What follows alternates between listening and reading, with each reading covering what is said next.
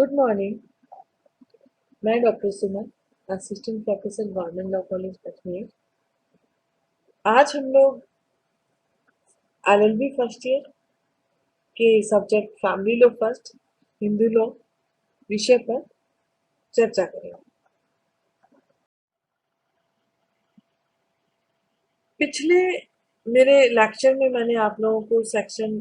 19 हिंदू विवाह अधिनियम 1955 की धारा 19 जिसमें न्यायालय जिसमें याचिका प्रस्तुत की जाएगी के बारे में हम लोगों ने समझा। आज मैं आप लोगों को section 20 contents and verification of petition अर्थात याचिका जो पेश कर रहे हैं उसका अंतर वस्तुएं क्या होंगी और उसका वेरिफिकेशन सत्यापन कैसे होगा के बारे में यहाँ पे समझेंगे। तो let's be start. Section 20 clause first. Every petition presented under this act shall state as distinctly as the nature of the case permits the facts on which the claim to relief is founded, and except in a petition under section 11 shall also state that there is no collusion between the petitioner and the other party to the marriage। अर्थात इस अधिनियम के अधीन प्रस्तुत की गई प्रत्येक याचिका से इतनी स्पष्टता मतलब कि जब जिस बारे में हम याचिका पेश कर रहे हैं उसके बारे में पता चल जाए कि याचिका किससे संबंधित है, अर्थात मामले के नेचर से यह पता चल जाए कि जो उसमें कथन कहे गए हैं वे अनुतोष के लिए जो दावा किया गया है वे धारा 11 के अधीन याचिका के अलावा यह भी कथित करेंगे कि याचिकादाता और विवाह के दूसरे पक्षकार के बीच कोई दुर्विसंधि नहीं है। And the second is the statements contained in every petition under this act shall be verified by the petitioner or some other competent person in the manner required by law for the verification of claims and may at the hearing be referred to as evidence। इस अधिनियम के अधीन प्रत्येक याचिका में अंतर्विष्ट कथन याचिकादाता या याचिकादात्री द्वारा अर्थात फीमेल द्वारा या उसके हस्बैंड द्वारा या किसी अन्य सक्षम व्यक्ति द्वारा उस तरीके में सत्यापित किए जाएंगे जो वाद पत्र के सत्यापन के लिए विधि द्वारा अपेक्षित है और सुनवाई में साक्ष्य के रूप में उसमें निर्दिष्ट किए जा सके। अर्थात इस सेक्शन 20 के अंतर्गत हमने ये देखा कि कोई भी ऐसी वस्तु जब वो दावा कर रहे हैं जो याचिका लगा रहे हैं वो लोग, तो उस अर्जी में जिस याचिका के अंतर्गत आवेदन कर रहे हैं उस एप्लीकेशन में उन तथ्यों को जिनके आधार पे रिलीफ मांगा गया है अनुतोष मांगा गया है स्पष्ट रूप से वो कथन कहे जाएंगे। हिंदू विवाह अधिनियम 1955 या हिंदू मैरिज एक्ट 1955 के अंतर्गत कोर्ट द्वारा जो नियम बना दिए गए कि किसी जो हम रिलीफ मांग रहे हैं तो उस रिलीफ में कौन कौन से तथ्य या कथन स्पष्ट करने होंगे, उस अर्जी में या उस पिटीशन में क्या लगाया जाएगा ये सब स्पष्ट होना चाहिए। आमतौर पे हम इसे प्लीडिंग पेपर एक है थर्ड ईयर का ड्राफ्टिंग एंड प्लीडिंग उसके अंतर्गत हम लोग इसे पढ़ते हैं कि जो याचिका लगाई जाती है उसमें सबसे पहले दोनों पार्टीज के नाम, तो यहाँ जो विवाह से संबंधित याचिका है उसमें विवाह की तिथि स्थान पक्षकारों के नाम जिनके बीच मैरिज हुई है उनके पेरेंट्स के नाम उनका स्टेटस उनका निवास स्थान और वो सारे स्थान जहाँ पे वो दोनों पार्टी साथ रही हैं ये सब उसमें अंतर्विष्ट होंगे अर्थात समाहित होंगे। क्योंकि जहां वो रहे हैं, जैसे मैंने मेरे पिछले लेक्चर में बताया था, न्यायालय का क्षेत्राधिकार या वह न्यायालय सेक्शन 19 में जिसमें याचिका प्रस्तुत की जाएगी। अर्थात कि जहां जहां वो रहे हैं, ये ऐसा इसलिए कि फिर जिस न्यायालय में वो एप्लीकेशन लगा रहे हैं उस न्यायालय को सुनने की आरंभिक अधिकार है, अधिकारिता है। उसके अलावा मैरिज से उस मैरिज के बाद दोनों के बीच में अगर कोई बच्चे हैं तो उनके नाम, उनकी आयु, उनकी डेट ऑफ बर्थ, क्योंकि जब ये याचिका लगाई जाएगी तो आगे आप देखेंगे सेक्शन 24-25 में, जो मैं आप लोगों को बताऊंगी, अलिवनी भरण पोषण जो है तो वो किस आधार पे दिया जाएगा। अर्थात जब जो हमने अंतर्विष्ट कर दी उसमें वो चीजें एप्लीकेशन में और याचिका याचिका में, जैसे मैरिज का स्थान, मैरिज की डेट, उनके निवास स्थान, इसके अलावा उनके बच्चों के नाम, क्योंकि जब मेंटेनेंस दिया जाता है तो जो भी डिमांड होगी वो भी कि किस आधार पे या किस ग्राउंड पे हम लोग अनुतोष मांग रहे, रिलीफ मांग रहे, इन तथ्यों का विवरण देना आवश्यक होगा। जैसे मान लीजिए जैसे मैंने सेक्शन 13 में जब आप लोगों को डाइवोर्स टॉपिक पे चर्चा की थी आप लोगों के साथ, तो मैंने बीच बीच में साथ में बताया था कि मान लीजिए कोई पक्षकार अगर जनता के आधार पे डाइवोर्स पिटीशन लगाता है तो जारक्रम अगर उसे पता है कि उस दिनांक को ऐसे ऐसे, क्योंकि अब आजकल single act is sufficient for adultery, for divorce on the adultery ground, अर्थात एक सिर्फ एक कृत्य ही पर्याप्त है जहां के लिए। तो अगर जिस व्यक्ति के साथ उसकी इलिसिट रिलेशनशिप है वो उसका नाम और उसका जब पता हो, सर्कमस्टांसेस के इस दौरान उसने किया, इन सब का उल्लेख करना अनिवार्य है। अर्थात फिर उस पूरी एप्लीकेशन का, जैसा कि इसके क्लॉज 2 में आप देख रहे हैं, every petition under this act shall be verified by the petitioner, अर्थात जो आपने ऊपर उसमें अंतर्वस्तु में दिखा उस पत्र उसके में एप्लीकेशन की अंतर्वस्तुएं थी, उन सब का सीपीसी के अंतर्गत, सिविल प्रक्रिया संहिता के अंतर्गत वाद पत्र लिखा गया और रिटर्न स्टेटमेंट भी आता है। ठीक है, तो इनका आप सत्यापन करेंगे, इनको वेरीफाइड करेंगे। इसका वेरिफिकेशन इसी प्रकार किया जाएगा जैसे सीपीसी के अंतर्गत आप हर प्लेंट का करते हैं। अब बात आती है कि मान लीजिए कोई एप्लीकेशन, जैसे मैंने अभी बताया कि एडल्ट्री के आधार पे लगाई गई, तो फिर उसकी सारी डिटेल्स आप लिखेंगे कि इस पक्षकार के साथ ऐसा है। अब मान लीजिए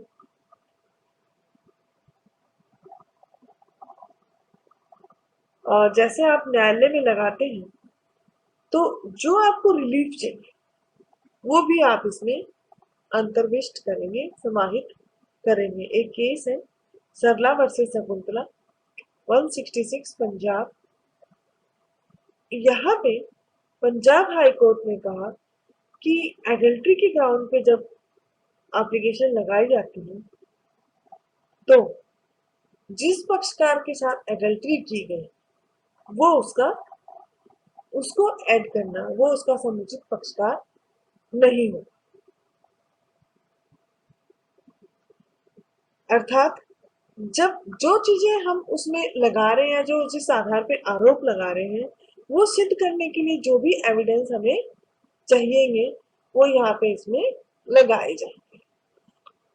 The manner required by law for the verification of claims and may at the hearing be referred to as evidence। अर्थात जो हम उस वेरिफिकेशन में लगा रहे हैं और जो बाद में हम जिनका साक्ष्य जो हमारे पास मौजूद है वो हम दे पाए, वो सब चीजें हम यहाँ पे उसमें अंतर्विष्ट करेंगे।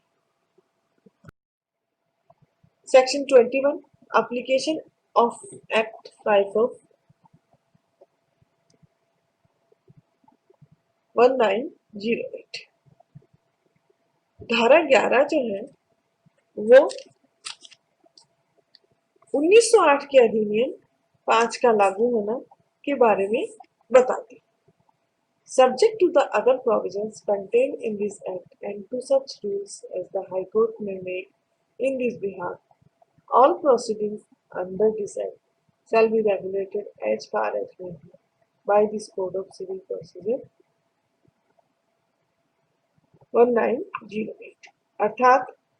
इस एक्ट में अंतर्गत अन्य उपबंधों और ऐसे नियमों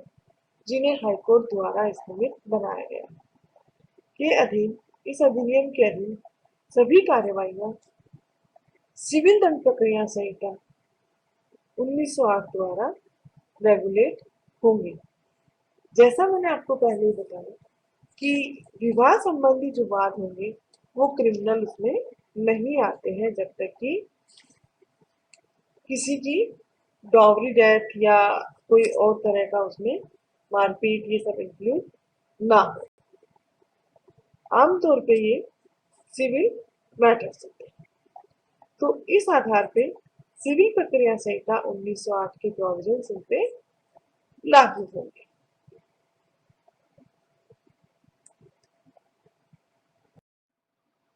Section 21A Power to transfer petitions in certain cases। कुछ मामलों में याचिकाओं को ट्रांसफर करने की शक्ति है। Where a petition under this act has been presented to a district court having jurisdiction by a party to a marriage claim for a decree for the judicial separation under section 10 or for a decree of divorce under section 13। अर्थात इस अधिनियम के अधीन याचिका को jurisdiction रखने वाले district court में विवाह के किसी पक्षकार द्वारा धारा 10 के अधीन न्यायिक पृथक्करण की डिक्री के लिए या धारा 13 के अधीन विवाह विच्छेद की डिक्री के लिए प्रार्थना करते हुए प्रस्तुत किया गया अगर कोई वाद है। और इसी तरह जहां and another petition under this act has been presented thereafter by the other party to the marriage praying for a decree for judicial separation under section 10 or for a decree of divorce under section 13 or any ground whether in the same district court or in a different district court in the same state or in a different state। अर्थात इस अधिनियम के अधीन दूसरी याचिका को विवाह के दूसरे पक्षकार द्वारा अर्थात पहले फर्स्ट 21 फर्स्ट ए के एक क्लॉज में बताया गया कि जहां विवाह के किसी पक्षकार द्वारा धारा 10 के अधीन जुडिशियल सेपरेशन या सेक्शन 13 के अंतर्गत डाइवोर्स की याचिका लगा दी गई। और सेकंड पार्ट इसका ये कह रहा है कि जहां दूसरी याचिका दूसरे पक्षकार द्वारा किसी अपराध पर धारा 10 या धारा 13 के अधीन लगा दी गई तो चाहे वो उस स्टेट में हो या किसी अलग स्टेट में हो उस न्यायालय में इस आधार पर पेश की गई है तो उन दोनों को the petitioner shall be deal with as specified in sub section 2। अर्थात ऐसे मामले जहां उपधारा 1 लागू होती है याचिका एक ही जिला न्यायालय में प्रस्तुत की गई तो दोनों याचिकाओं का विचार और उसकी सुनवाई उस जिला न्यायालय द्वारा एक साथ की जाए। It means in A case where subsection 1 applies, if the petitions are presented to the same district court, both the petitions shall be tried and heard together by the district court। अर्थात दोनों याचिकाएं एक जिला न्यायालय में सुनवाई की जा सके, एक साथ उसकी दोनों पिटिशंस की याचिकाएं की सुनवाई की जा सके। If the petitions are presented to different district courts, the petition presented later shall be transferred to the district court in which the earlier petition was presented and both the petitions shall be heard and disposed of together by the district court in which the earlier petition was presented। अर्थात यदि याचिका अलग अलग जिला न्यायालयों में पेश की गई इन डिफरेंट डिस्ट्रिक्ट कोर्ट तो जो बाद वाली याचिका है इट मीन जो पहले लगाई गई वो तो ठीक है और जो बाद में याचिका पेश की गई है वो उस जिला न्यायालय को अर्पित की जाएगी जिसमें पहली वाली याचिका पेश की गई। और उसका निपटारा इस प्रकार किया जाएगा जैसे कि वो उसी जिला न्यायालय में पेश की गई थी और दोनों का निपटारा उस जिला न्यायालय द्वारा एक साथ किया जाएगा जिसमें पहली वाली याचिका पेश की गई। Third, in a case where clause B of subsection 2 applies, the court of the government, as the case may be competent under the Code of Civil Procedure 1908 to transfer any suit or proceeding from the district court in which the later petition has been presented to the district court in which the earlier petition is pending, shall exercise its power to transfer such later petition as if it had been empowered so to do under the said code। अर्थात ऐसे मामलों में जहां उपधारा 2 के खंड B लागू होते हैं वहां न्यायालय या सरकार जो किसी वाद या कार्यवाही को उस जिला न्यायालय से जिसमें बाद वाली याचिका पेश की गई है उस जिला न्यायालय में जिसमें पहली वाली याचिका पेंडिंग है अंतरित करने के लिए सिविल प्रोसीजर कोड सिविल प्रक्रिया संहिता 1908 के अधीन सक्षम है। ऐसी याचिका का अंतरण करने के लिए अपनी शक्तियों का वो पावर शक्तियों का प्रयोग करेगा। shall exercise its power मानो उसे उस संहिता के अधीन ये शक्तियां दी गई हो अर्थात अंतरण करने की पावर उसकी सिविल प्रोसीजर संहिता 1908 के अंतर्गत। सेक्शन 21 का बी क्लॉज कहता है कि इस अधिनियम के अधीन याचिकाओं के विचारण और निपटारे से संबंधित विशेष उपबंध बनाए गए हैं जो इस प्रकार The trial of a petition under this act shall so far as is practicable consistently with the interest of justice in respect of the trial be continued from day to day until its conclusion unless the court finds the adjournment of the trial beyond the following day to be necessary for reasons to be recorded। इस अधिनियम के अधीन याचिका का विचारण उस दशा के सिवाय जिसमें न्यायालय विचारण का स्थगन आगामी दिन से आगे के लिए उन कारणों से करना आवश्यक समझेगा जो वो वहां लिख देगा। वो प्रतिदिन उस विचारण के बारे में न्याय के हित में जब तक कि उस वाद समाप्त न हो जाए वो निरंतर वाद चलता रहे। Every petition under this act shall be tried as expeditiously as possible and endeavor shall be made to conclude the trial within 6 months from the date of service of notice of the petition on the respondent। इस अधिनियम के अधीन प्रत्येक याचिका का विचारण शीघ्र किया जाएगा और जिस तारीख को प्रत्यर्थी पर याचिका की सूचना तामील की गई उस तारीख से 6 माह के भीतर within 6 months from the date of service of notice to the petition on the respondent उस जहां जिस दिनांक को सूचना अपील की सूचना की तामील की गई उस तारीख से 6 माह के भीतर विचारण समाप्त करने का प्रयास करेगा। Every appeal under this act shall be heard as expeditiously as possible and endeavor shall be made to conclude the hearing within 3 months from the date of service of notice of appeal on the respondent। इस अधिनियम के अधीन प्रत्येक appeal की सुनवाई यथासंभव शीघ्रता से की जाएगी। प्रत्येक याचिका की सुनवाई 6 मंथ्स के अंदर समाप्त करेंगे और अपील की सुनवाई जो है वो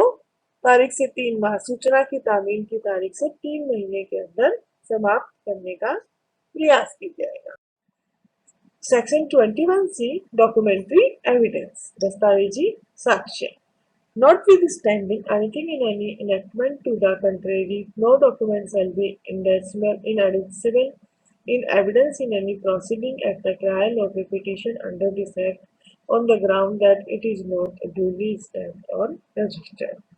दस्तावेजी साक्ष्य इस अधिनियम में प्रतिकूल बात के होते हुए भी कोई भी दस्तावेज इस अधिनियम के अधीन याचिका के विचारण की किसी कार्यवाही में साक्ष्य में इस आधार पर एडमिसिबल नहीं होगा कि उस पर सामयिक रूप से स्टाम्प नहीं लगाया व रजिस्टर्ड नहीं है। अर्थात सेक्शन 21 के अंतर्गत जो हम लोग इसमें दस्तावेजों का जो विचारण और ट्रायल के बारे में बताया गया है, इसमें कहा गया है कि वैवाहिक अनुतोष के लिए रिलीफ के लिए जहाँ अर्जी दी गई है, अगर वो किसी न्यायालय में या किसी अन्य न्यायालय में लगा दी गई है, तो न्यायालय उनको सेम डिस्ट्रिक्ट कोर्ट में उन दोनों की सुनवाई कर सकता है। और अगर अलग अलग जगह लगाई गई है, तो जहाँ पहली याचिका लगाई गई है, उस जगह वो दोबारा दूसरी याचिका जो लगाई गई है पृथक पृथक न्यायालयों में, उस दोबारा जो सेकंड टाइम में जो लगाई गई है, उसको प्रथम जहाँ लगा दी गई उस न्यायालय में मंगवा सकेगा जहाँ पहली पिटिशन फाइल की गई है, और दोनों की सुनवाई साथ साथ करेगा जिसमें पहले अर्जी दी गई है। एक न्यायालय से दूसरे न्यायालय में याचिका का जो ट्रांसफर होगा, वो सिविल प्रोसीजर कोड 1908 की धारा 24 के अंतर्गत हो सकेगा। डे बाय डे इनकी सुनवाई की जाएगी, क्योंकि दिन प्रतिदिन सुनवाई से तात्पर्य है कि मैट्रिमोनियल रिलीफ में अगर बहुत लंबा डिले होगा, तो पक्षकार दोबारा मैरिज करने के समय निकल जाएगा। इसलिए कहा गया है कि प्रतिदिन कार्यवाही को सुनवाई करके 6 मंथ्स के अंतर्गत उनका निपटारा करने की कोशिश करें। अर्जी का 6 माह के भीतर और अपील को 3 माह के भीतर ट्रायल करके समाप्त करने की कोशिश करें, सुनवाई समाप्त करने का प्रयास किया जाएगा। अर्थात जहां तक होगा शीघ्रता से इन पे कार्रवाई की जाएगी, और ये टाइम पीरियड जो है, जिस तारीख को सूचना की तामील की गई उस दिन से लेकर के अर्जी 6 माह और अपील तुरंत 3 माह के अंदर सुनवाई समाप्त करने का प्रयास किया जाएगा। इसके अलावा जो है, ये सारी याचिकाएं उस आधार पे कि भाई अनुतोष नहीं मांगा गया, याचिकाएं अनुतोष का अर्थात इस आधार पे कि किसी भी जब एप्लीकेशन लगाई गई है, तो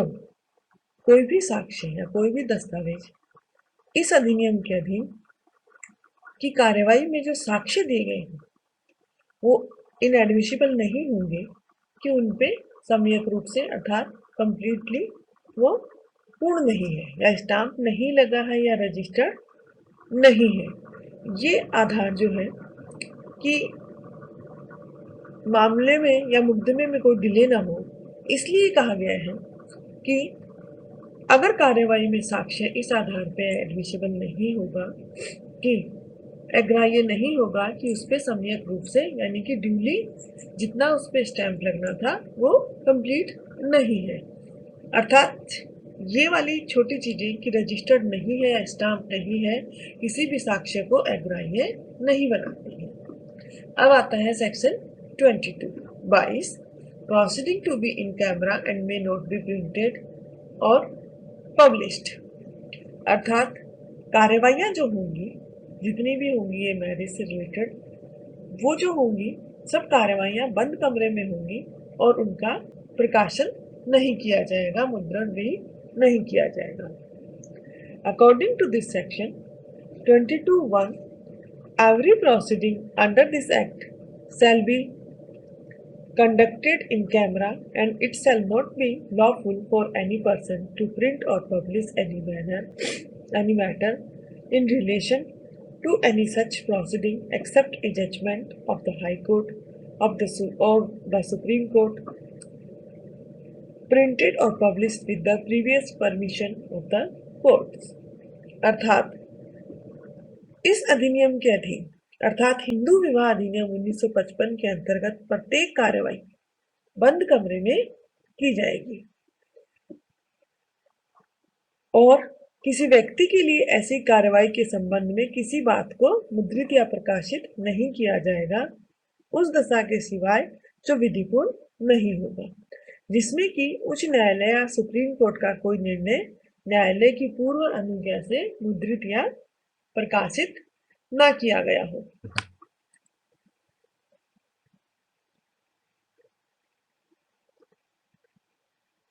अर्थात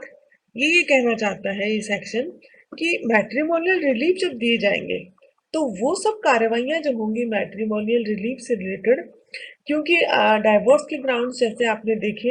एडल्ट्री, क्रूरटी, ये सब जो है,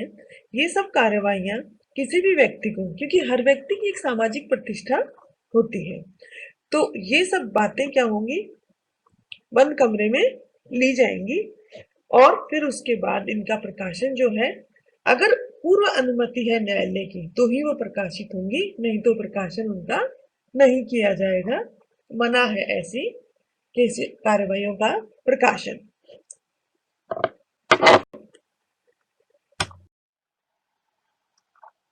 सेक्शन 22 का second clause, if any person prints or published any matter in contravention of the provisions contained in subsection 1, he shall be punished with fine which may extend to 1000 rupees। अर्थात अगर कोई व्यक्ति उपधारा subsection के उपबंधों के उल्लंघन में कोई बात मुद्रित या प्रकाशित करेगा तो वो 1000 रुपए तक के जुर्माने से दंडित किया जाएगा। अर्थात न्यायालय ने स्ट्रिक्टली इस चीज को प्रोहिबिटेड किया है, मना किया है कि ऐसी कार्रवाइयां बंद कमरे में की जाएगी और उनके मुद्रण और प्रकाशन नहीं किए जाएंगे। साथ ही इसी प्रकार उसी की कॉन्टेस्ट में कि अगर कोई व्यक्ति ऐसा कर देता है तो फिर 1000 रुपए तक का उस पर जुर्माना लगाया जाएगा।